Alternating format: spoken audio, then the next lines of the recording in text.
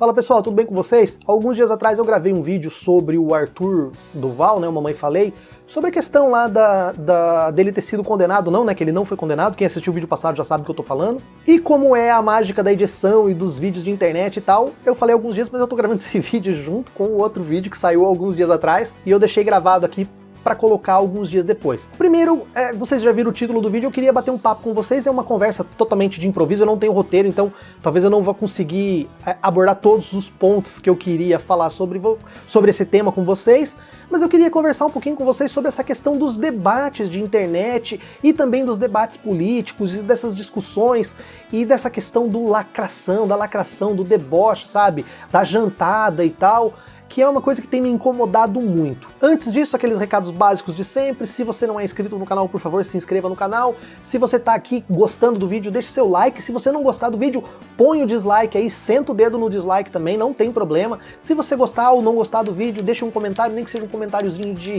engajamento, joga só um emoji aí, ajuda a gente a crescer na relevância do algoritmo do YouTube. E também me siga aí nas redes sociais que estão aparecendo aí na tela, além de outras que eu vou deixar aqui no comentário fixado. Bom, sem mais enrolação, pessoal, vamos bater um papo sobre essa questão de discussão de internet. A direita vive reclamando da esquerda com essa questão do lacre, de querer lacrar e tal, e eu acho que eles têm razão nesse ponto, embora eu também ache que é uma baita de uma hipocrisia deles falarem isso, porque o que eles fazem não é muito diferente. O Arthur Duval, Mamãe Falei, né, que é quem eu tava falando agora há pouco, é Kim, Joyce e tal, esse pessoal também tem a mania de querer fazer piadinha, tirada rápida, lacração, no estilo mais deles. As discussões que a gente tem visto, como por exemplo o grande debate, que trazem às vezes, sabe, argumentos assim completamente absurdos de um lado contra a sensatez do outro, e outras situações, às vezes entre até pessoas que têm bons conhecimentos, elas têm sido mitigadas, elas têm sido prejudicadas, na minha opinião, pelo imediatismo e pela pressa com a quais essas discussões acontecem. E eu vou explicar melhor pra vocês por quê. Hoje é muito fácil uma pessoa ganhar notoriedade, como por exemplo a Gabriela Prioli, que é uma pessoa excelente, inteligentíssima, de raciocínio rápido e com muito conteúdo, sabe? Uma pessoa bastante culta, assim como o Augusto Botelho também, que depois substituiu ela lá e tal. Tanto é que todo mundo tava dando um pau fácil no Caio de Arruda Miranda, lá, o tal do Caio Coppola. Mas, ainda assim, uma coisa me incomoda numa discussão, e isso é uma situação que me deixou bastante assim, sabe, até meio triste. Há uma supervalorização dessas pessoas que conseguem responder rápido, com tiradas inteligentes e tal, mesmo que esse conteúdo muitas vezes seja discutível, mesmo que esse conteúdo muitas vezes dependa de uma afinidade pessoal e não de um critério científico, muito especialmente porque a gente não pode tratar isso com um maniqueísmo, sabe? Que existe um lado certo, um lado errado, um lado do bem, um lado do mal. É tudo muito mais complexo, é tudo mais cheio de camadas, e muitas vezes as pessoas saem com uma impressão de que uma pessoa ganhou um debate porque aquela pessoa simplesmente lacrou, aquela pessoa teve um argumento rápido de algum conhecimento ou de algum improviso, sabe? Ela às vezes apresentou até com fundamento teórico, um tipo de argumento numa discussão que ela tinha se preparado, que cabe sim, às vezes, uma contra-argumentação que pode representar até mais razão para quem eventualmente perdeu um debate do que quem ganhou. Em outras palavras, o que eu quero dizer, que talvez eu esteja me confundindo um pouco para falar aqui, é que nem sempre quem ganha um debate está certo. Nem sempre quem lacra, ou nem sempre quem sai melhor, quem falou tudo, apresentou todos os argumentos de uma maneira brilhante, essa pessoa está certo. Porque existe uma espécie de culto a forma como os discursos são feitos, aquela questão de eu tenho que vencer um debate, sendo que muitas vezes um debate ele não tem vencedores, ele tem exposição de ideias que se contrapõem e que às vezes vai depender muito da afinidade da pessoa. A própria esquerda e direita, aquele debate entre igualdade e eficiência, que inclusive o vídeo do Icles é uma referência sobre, né, o que é direita e esquerda, fala muito bem sobre isso, ela não tem nada a ver com, às vezes, um critério científico, com um critério moral de estar certo ou de estar errado. Ela tem a ver com uma afinidade que a pessoa tem ideologicamente com um determinado lado. É óbvio que dentro das políticas públicas você vai ter coisas que às vezes são imorais e coisas que são amorais, que não cabe moralidade, coisas que vão ser éticas e antiéticas, coisas que vão ser legais e coisas que vão ser ilegais, coisas que vão atentar contra os direitos humanos, coisas que não. Então, né, a gente tem que deixar claro essa distinção de que sim, há coisas que podem ser erradas tanto de um lado quanto do outro, como por exemplo a questão do autoritarismo. E esse tipo de debate da internet, sabe, de você chegar a lacrar, ele tá caminhando, até porque muitos candidatos têm vindo da internet, como o próprio Arthur Duval, eles têm ganhado, eles têm dado tom nos debates eleitorais, onde não se apresenta muito ideias e propostas, fica se tentando lacrar, tentando, sabe, fazer piadinha, debochar, humilhar as outras pessoas. Nesse ponto, por exemplo, que eu fiquei bastante assim, eu fiquei decepcionado. Teve uma situação que o Felipe Neto, ele postou, mas alguém comentou alguma coisa sobre aquele inquérito do Alexandre de Moraes, lá das fake news, ser um abuso de autoridade e tal. Aí o Felipe Neto simplesmente marcou o Augusto e falou assim: Augusto, não sei o que, tá com fome, quer jantar? Daí ele veio, ah, sim, claro, e deu uma resposta rapidinha ali, meio que defendendo a existência desse inquérito e tal. Aí ficou aquele lacre.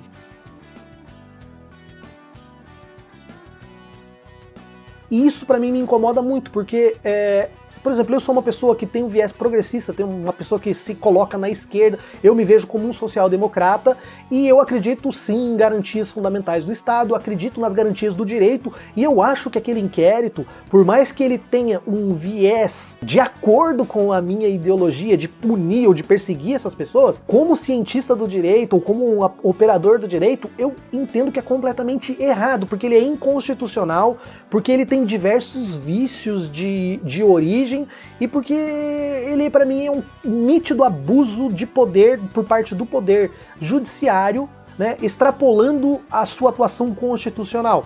Tudo bem, é a minha visão, tem bons juristas que defendem o contrário, bons juristas que estão do mesmo lado que eu. Então eu trouxe esse exemplo só para vocês verem como muitas vezes existem várias camadas no assunto e que se costuma levar, sabe, muito... Tipo, sabe, as pessoas querem numa velocidade, sabe, rápida. Por isso que, por exemplo, assim, o Carlito foi participar com o Kim, com aquele pessoal. Acho muito legal porque o Carlito, historiador, é uma pessoa que tem muita cultura, tem muito conhecimento e não vai passar apuro com pessoas que são acostumadas a falácias, como o pessoal do MBL. Então ele chegou lá e mandou ver, sabe, é sensacional as participações que ele teve lá no Jovem Pan com esse pessoal. Mas ainda assim, mesmo que tenha sido...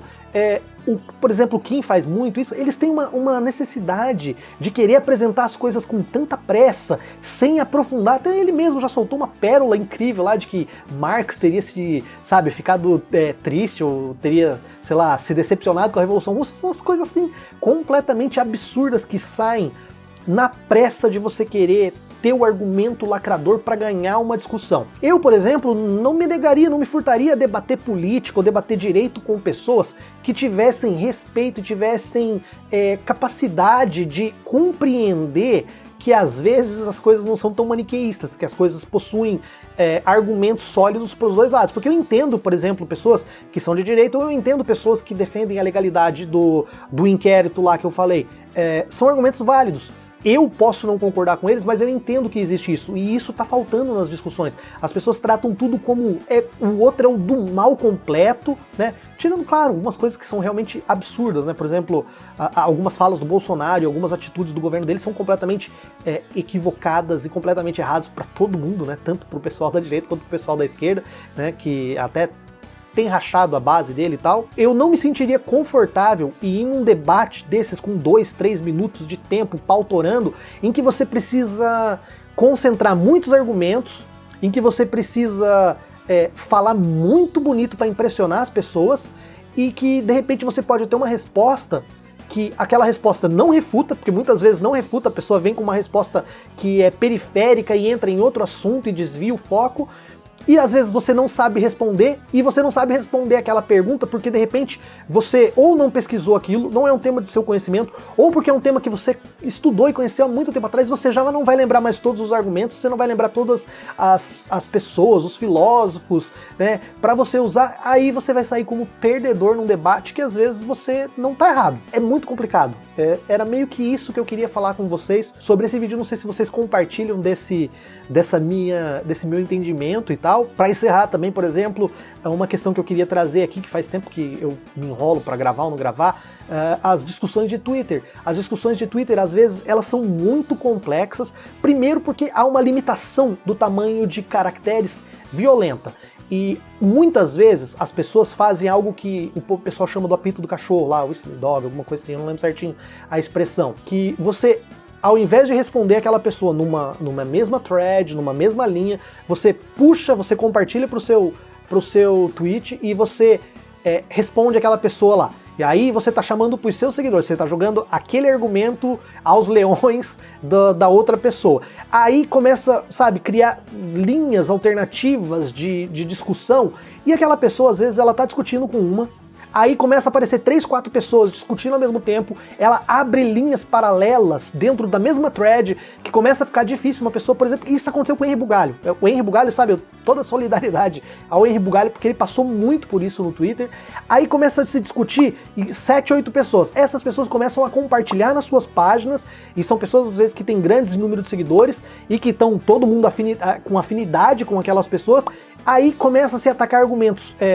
60 pessoas contra o Henry Bugalho, por exemplo, querendo discutir isso e aquilo, aí as pessoas começam a fazer isso, né, compartilhar nas suas páginas, aí já vem gente com sarcasmo, aí já vem isso com isso, aí a pessoa simplesmente fala, porra, não dá pra discutir, você se perde, não tem como, não é válido, e muitas vezes você não tem o tempo no Twitter, você tá ali comentando de boa, cara, você não tá com saco de ir pesquisar filósofos, ou de pesquisar argumentos que você já sabe, mas que você não lembra, onde você viu, para você responder aquelas pessoas, para mostrar que, por exemplo, seu posicionamento é esse, independente de estar certo ou errado. Como eu disse, às vezes as pessoas, ambos estão certos ou ambos estão errados, né? São uma questão, às vezes, de posicionamento mais de afinidade pessoal.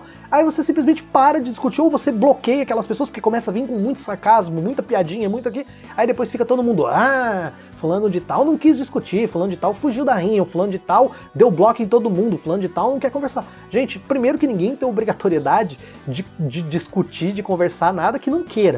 Segundo, é que esse tipo de formato de discussão, do imediatismo, da lacração, do comentário sarcástico, ele afasta as pessoas de qualquer tipo de vontade de participar de um debate democrático. Eu tenho certeza, por exemplo, que naquela situação lá que eu acho que eu tô comentando, todo mundo aqui vai saber, se ficasse uma ou duas pessoas debatendo numa linha reta, numa thread, a discussão teria sido longa e a gente teria aprendido muito, muito mesmo. Mas quando começa a virar essa putaria de, sabe, de sarcasminho, de comentário irônico, de compartilhamento para os seus fãs irem dar uma força para você, ou curtir mais o comentário para parecer que, né, quem tem mais curtida tá ganhando um debate, gente, aí você perde totalmente, sabe, perde a finalidade, perde a vontade, você acaba desistindo mesmo, não tem como. Acho que era isso que eu queria falar com vocês, espero que eu não tenha sido muito longo, que eu não tenha sido muito chato e que eu tenha sido claro nas ideias que eu queria passar pra vocês. Se vocês gostarem, curtam, se vocês não gostarem, deem o dislike aí, comentem e a gente se vê no próximo vídeo. Até mais!